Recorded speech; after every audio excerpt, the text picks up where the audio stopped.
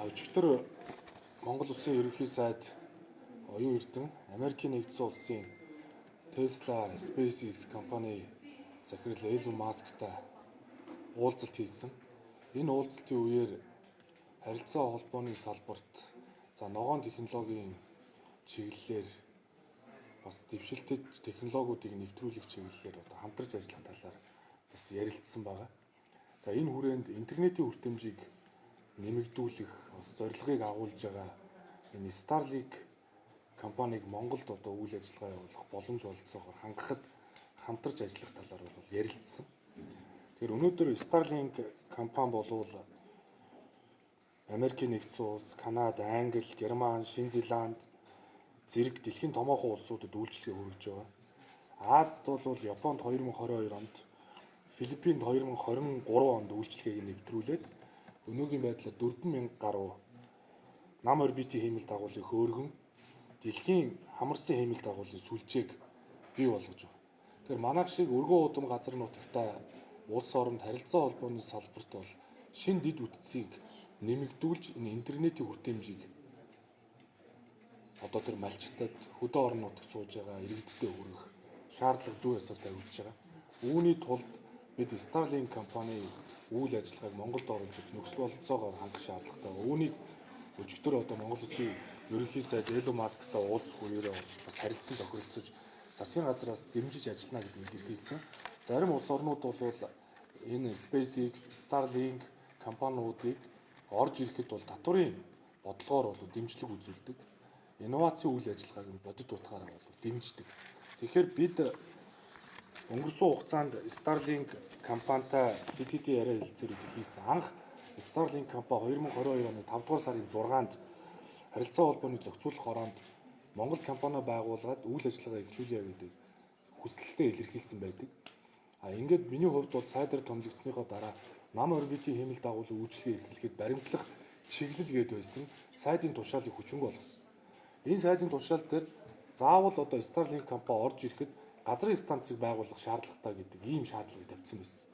Тэгэхээр газрын станцыг байгуулах ямар шаардлага бол энэ нам орбитийн хиймэл дагуулын үйлчлэгээ эрхэлж байгаа байгуулах шаардлагагүй байдаг. Яагаад тэгэхээр өнөөдөр ч гэсэн иргэд маань өөрсдөө ийм тавган антен аваад шууд хиймэл дагуулаас интернетийг аваад тухайн байгууллагатай төлбөр төлөө явж байхад бид энд заавал газрын станц байгуулаа гэдэг ийм шаардлага тавих нь бол зохимжтой биш. Энэ утгаараа энэ баримтлах чиглэлийг цуцалснаар харилцаа холбооны зохицуулах ороо энэ тусгай зөвшөөрлийг олгох боломжийг нээж өгсөн. Зөвшөөрлийн хуулийг баталсантай холбогдуулаад зөвшөөрлийн хуулийн дээр харилцаа холбооны зохицуулах ороонд олгодог АБ гэж хоёр зөвшөөрөл байгаа. Нэг нь бол интернетийн үйлчлэгээ эрхлэх харилцаа холбооны сүлжээ байгуулах ашиглалт үйлчлэгээ эрхлэх зөвшөөрөл, нөгөөх нь бол нэг нь харилцаа холбооны сүлжээ байгуулах, нөгөөх нь интернетийн үйлчлэгээ эрхлэх гэсэн АБ зөвшөөрөл гэдэг. Тэгээ нэгэн зөвшөөрлийн хуулийн дээр дурдсан ийм зөвшөөрлүүд байхад тус компани Монголд компани байгуулад зөвшөөрлөө аваад үйл ажиллагаа явуулах нээлттэй гэж ингэж бас үзсэн. Ингээд Starlink компани Монголд компанийнхаа салбарыг байгуулад зохицуулах оронд хүсэлтээ гаргаад явж байгаа. Бид бол MWC буюу Mobile World Congress-ийн үеэр SPAN-д энэ Starlink компани лиценз хариуцсан глобал захирал Ryan Goodnight гэдэг хүнтэй албан хэлцээр хийгээд Монголд бол бид нар хууль эрх зүйн хуулинд дэмжлэг үзүүлээд орж ирэхэд нь засгийн газрын төвөөс дэмжээ гэдэг байр суурийг илэрхийлсэн. Өчигдөр бол ерөнхий сайдын уулзалтын үеэр ерөнхий сайдын зүгээс энэ дэвшилтэт технологиг нэвтрүүлэхэд татварын бодлогоор дэмжих болоод цаашлаад мэдээж дотооддоо үйл ажиллагаа явуулж байгаа хувийн хвшлийнхаа өрсөлдөх боломжийг хязгаарлахгүйгээр хамтарч ажиллах. Ялангуяа манай ашиг алсдагцсан улсууд оронд тэр ас хязгаар бомбтуудад уул уурхай хүнсүдэн аж ахуй байгаль орчин гэх олон салбаруудад энэ интернетийн үйлчлэгээний хүртээмжийг нэмэгдүүлэхэд хамтарч ажиллах чиглэлээр бас ярилцсаны дагуу өнөөдөр засгийн газрын хуралдаанаас харилцаа холбооны хууль, зөвшөөрлийн хуулийн дээр тодорхой бас өөрчлөлтүүдийг оруулад бид энэ Starlink компаниг Монголд оруулж ирэхэд заавал одооний хуулийн заасан шиг хоёр компани байгуулж хоёр тусгай зөвшөөрлийг эзэмшүүлэхгүйгээр нэг байгуулагдсан Starlink Mongolia гэдэг компани дээр нь интернетийн үйлчлэгээ эрхлэх зөвшөөрөл болоод харилцаа холбооны сүлжээ байгуулах зөвшөөрлийг нь олгох асуудлыг судалж шийдвэрлээд холбогдох хуулиуд өөрчлөлт оруулахыг сайдд одоо бас даалгасан. Эрхлэх асуудлыг хариуцж байгаа сайдд даалгасан. Ингээд бид бол зөвшөөрлөө хууль харилцаа холбооны хууль тодорхой өөрчлөлтүүдийг оруулаад 7-р сард энэ Starlink компани мэргэжилтэнгүүд Монголд ирж ажиллах үеэр бол нэгдсэн шийдэлд хүрнэ гэдгийг илэрхийлсэн.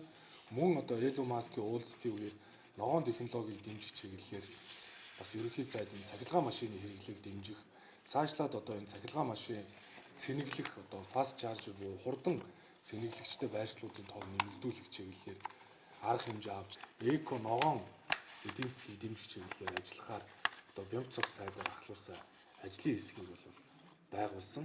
Ирэх өдрүүдэд ICT форум, ICT Expo хувийн хвшлийн хамтын дэмжлэгтэйгээр зохион байгуулагдана. Энэ үйл ажиллагаанд 48 гадны төлөөлөгч нар оролцож байгаа. Энэ дотор бол Google, Amazon, Naver, Oracle, Dell гэх томоохон корпорацууд бүс хариуцсан захирлууд оролцож байгаа. Тэгээ энэ үеэр бид нар бол бүс нутгийн хамтын ажиллагааны төвшөнд харилцаа холбооны салбарт хамтарч ажиллах санаачлагыг нэгдсэн байдлаар одоо зарлахаар төлөвлөж байна.